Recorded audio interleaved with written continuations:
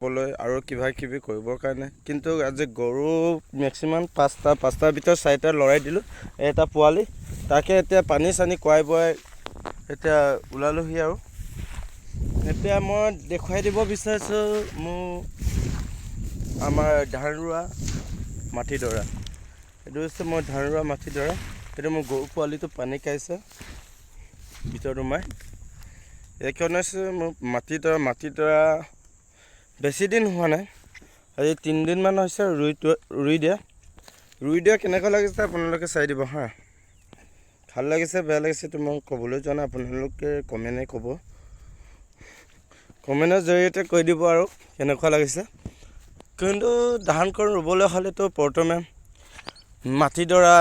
funny টকাকৈ জাবৰ জোঁথৰবোৰ অঁতৰাই আল বাই মেলি মৰিয়াই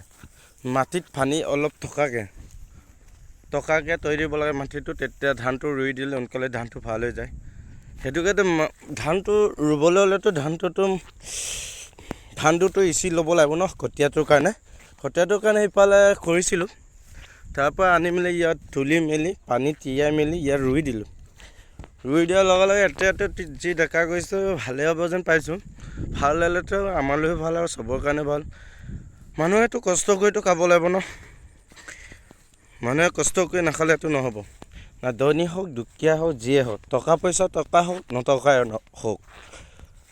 কষ্টটোতো কিবা এটাতো খেতি বাতিটো কৰিবতো লাগিবই ন খেতি বাতি নকৰিলেতো একো খাবলৈ পোৱা নাযায় হয়নে নহয় মই কিবা বেয়া কৈছে নেকি কোনোবাই কমেণ্ট কৰি দিব আমাৰ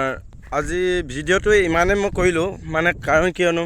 মোৰ ভিডিঅ'টো কৰিবলৈ মন যোৱা নাছিলোঁ কিবা এটাত মনত পৰাৰ কাৰণে কৰি দিলোঁ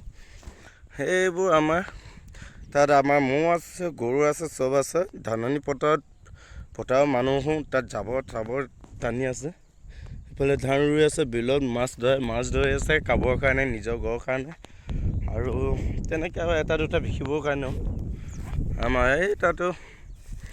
চব ধাননি পথাৰতে ধান ৰুই আছে তাৰপিছত জাবৰ টানি আছে আমি ভিডিঅ'টো ইমানতে শেষ কৰি দিওঁ আৰু মানে কাৰণ কিয় মই কৰিবলৈ এতিয়া